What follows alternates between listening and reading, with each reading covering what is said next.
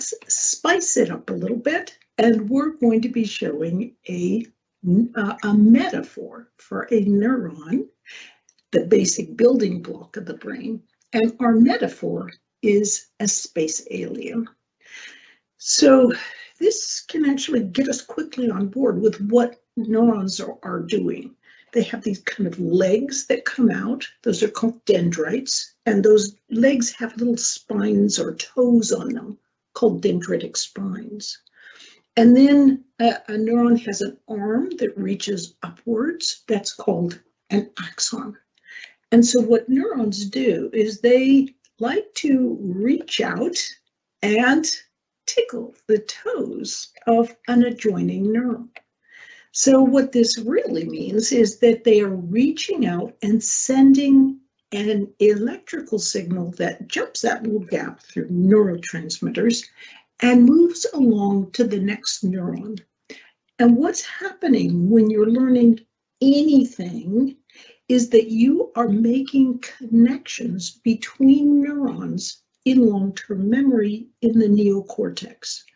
So whether you're learning how to take a derivative in math, how to conjugate a verb in a foreign language, how to make a special dance step, how to play a musical instrument, whatever you are learning, you are simply making connections in long-term memory. If you think, I can always just look it up, I don't need to remember things, you actually are missing some of the key elements of what you need in order to learn effectively. Now, as you practice, you strengthen those connections until ultimately what can happen is those connections become like strong sets of links, and those links are very easy to pull to mind when you might need them. So if it's more than just links to pull it to mind.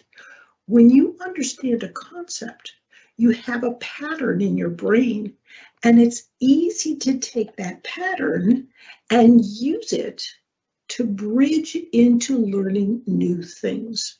In fact, new learning often fundamentally needs to connect somehow to patterns you've already laid, things you've already learned.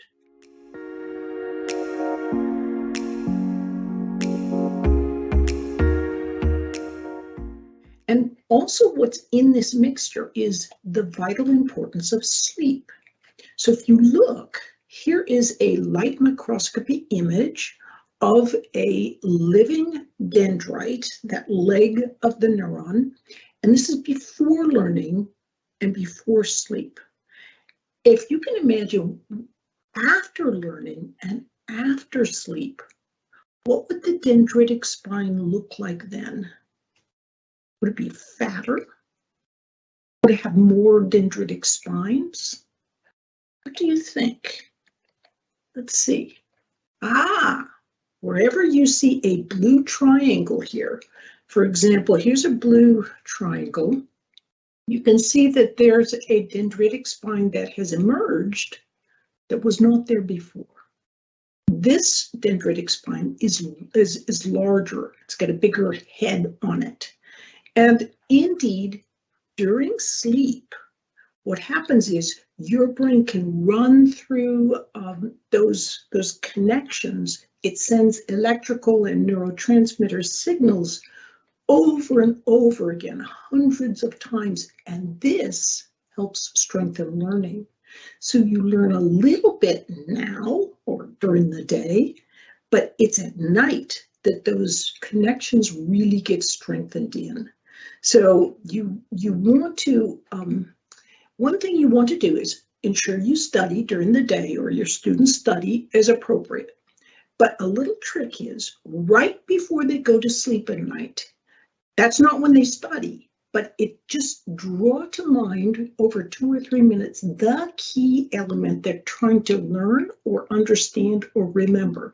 Just draw that to mind right before going to sleep, and that signals the brain, practice with those elements, and it will help you to remember those elements and to understand those elements better. If you have a little time in the morning when you wake up, Go over them again, just in those first few moments as you're waking up, and it will really help strengthen those new links and help you learn more effectively and more quickly.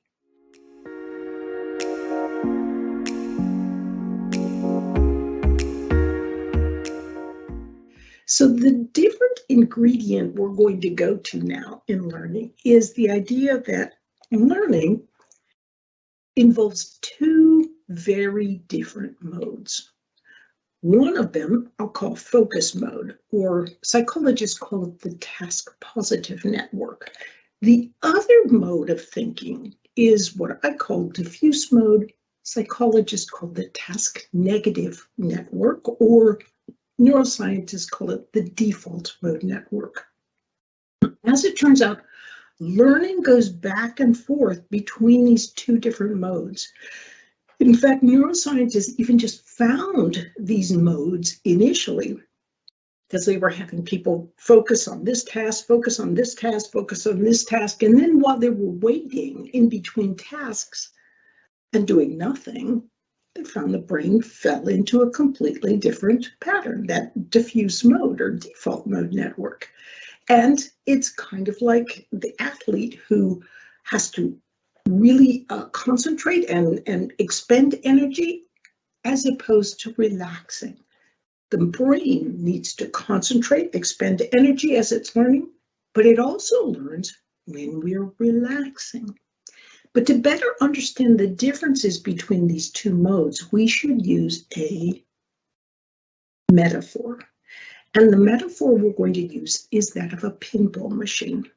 Now, if you're my age, you remember pinball, but actually pinball has been the foundation for many online games. And it's a very simple idea, which is just you pull back on a plunger and a ball goes bouncing around on rubber bumpers, and that's how you get points. So what we're going to do is we're going to take this pinball machine and we're going to put it right onto the human brain. So are you ready? Here we go. Okay, this is our pinball machine on the brain, and it is our metaphor for the focused mode of thinking. And you can tell it's focused because those little pinballs or the rubber bumpers are close to one another. Those rubber bumpers are kind of analogous to neurons. And you see a little white pattern there? That is a pattern that has been laid by virtue of the fact that you've already learned how to do something. So let's say you probably know multiplication, and I asked you to multiply 72 times 53. Some of you would do it right in your head. Others would do it on a piece of paper, but in any case, you would know the strategies to follow in order to be able to solve that problem. But what if, for whatever reason, you were learning something completely new that you hadn't learned before? So let's just think back to those early years of yours. You learned multiplication, but you hadn't yet learned division. So when you're working, you get division explained to you, and you start to work on your first major division problem, and you're by yourself. What happens is you start to kind of work on this problem, but there's kind of a little challenge in that your mind keeps slithering back up to the multiplication problems because they're just so much more comfortable and they feel right. And you can't find yourself able to successfully solve the division problem.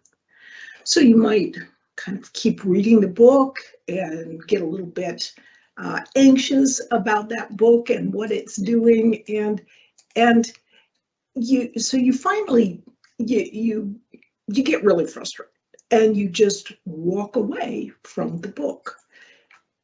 As you walk away, here's what goes on. You end up activating the diffuse mode. When your focused attention gets off that problem, and you let yourself relax and go. You're either going for a walk or you go to prepare dinner, you make a cup of tea, you're doing something different and your mind gets off it. Your mind goes into this diffuse mode, and then what happens is your thoughts are ranging much more broadly. You can't think in the careful, focused way that you can when you're in the focused mode, but you can at least get to a new way of looking at that problem that can allow you to solve that problem. Now, learning, as it turns out, involves going back and forth between these two modes. You can't be in both modes at the same time unless you are taking certain forms of mushrooms, and I'm not advocating here.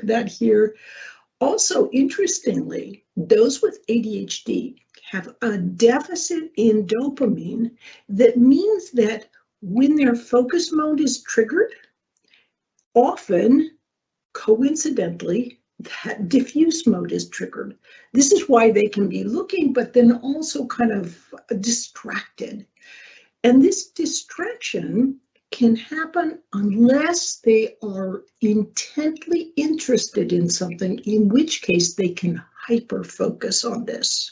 This is why you can find those with ADHD who can hyper focus on, for example, video games.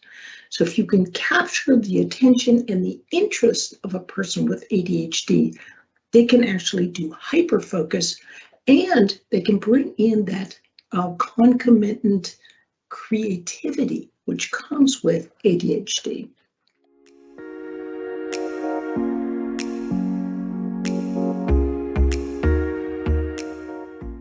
Now, I should also talk about dopamine.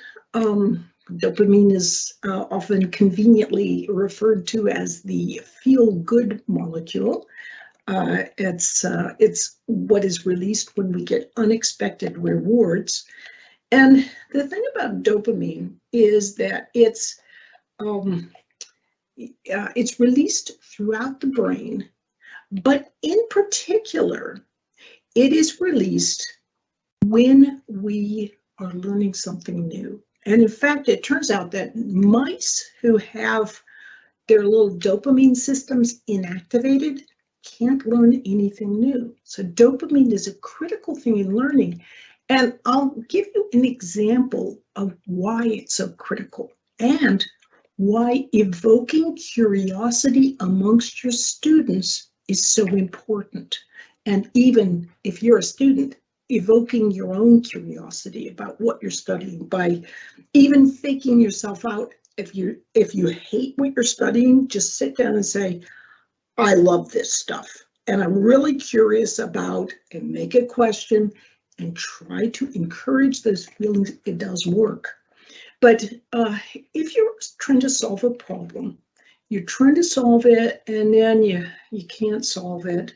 So you try a different approach, it doesn't work. So you try yet another approach, it doesn't work either. So you try yet again to see if you can solve this problem, and you solve it. As you solve it, here's what happens. That you get that, oh, great, you solved it. That really nice feeling is of dopamine being squirted out along that very pathway that you just used to solve that problem. It reinforces that circuitry, and that is the heart of how you're learning.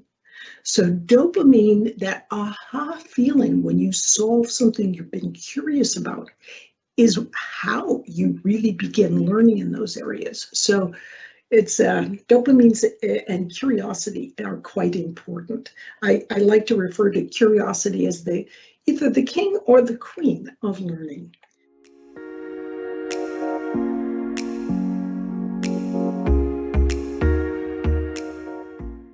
Ultimately, I just have to point out there are two types of learners. There's what I call race car learners. They often have a very large capacity working memory. Then we've got hiker learners. They can still get to the same place, but they're sometimes much slower in how they think about it. But think about how that hiker learns.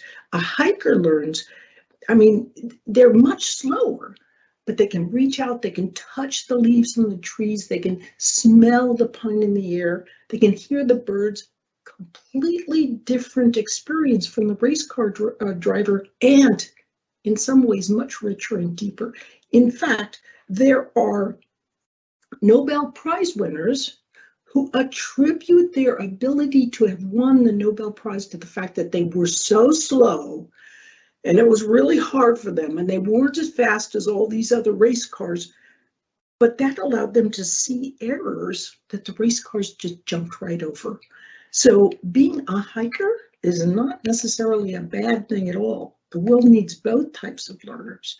In fact, slower learners, they forget. So they learn something and that night they go to sleep, but they forget, they have to relearn it. The fast learner doesn't forget. So, but when the slow learner has to relearn the stuff the next day, they're more flexible about what they've learned because they have to kind of keep reformulating. So as it turns out, research shows fast thinkers are often less flexible, whereas slower thinkers can be more flexible and, as a result, more accurate in their thinking, whereas the fast thinker can be jumping to conclusions and, when they're wrong, inflexible about changing. So this brings me to my favorite scientist of all time, and that is Santiago Ramon y Cajal. He was a terrible learner. They thought of him as the devil child. He just went off and made mischief. Clearly aspects of ADHD, clearly aspects of dyslexia, and he actually became a professor of anatomy. And then he won the Nobel Prize. And now he is considered the father of modern neuroscience. And he was asked, how somebody like you do something like this? And he said, well, I was persistent. He took time and he created those sets of links. And then he said, I was flexible. When the data told me I was wrong, I could change my mind. He said, I'm no genius, and he was not. But he said, I have worked with many geniuses, and the challenge with genius is they can jump to conclusions, and when they're wrong, they can't change their minds.